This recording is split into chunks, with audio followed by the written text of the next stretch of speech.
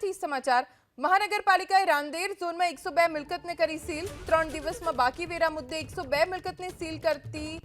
મહાનગરપાલિકાએ કાર્યવાહી કરી રાંદેર ઝોન તરફથી મિલકત વેરાની વસૂલાત ઝુંબેશ બનાવાઈ સઘન વારંવારની સૂચના છતાં વેરો ન ભરપાઈ કરનારની મિલકત સીલ કરવાની કામગીરી પાલિકાના અધિકારીઓએ કરી સ્થળ પરથી મહાનગરપાલિકાની ટીમે 61.41 લાખ રૂપિયાની વેરા વસૂલાત કરી 18.21 લાખ રૂપિયાની એડવાન્સ ચેક રૂપે વસૂલ કરવામાં આવ્યા।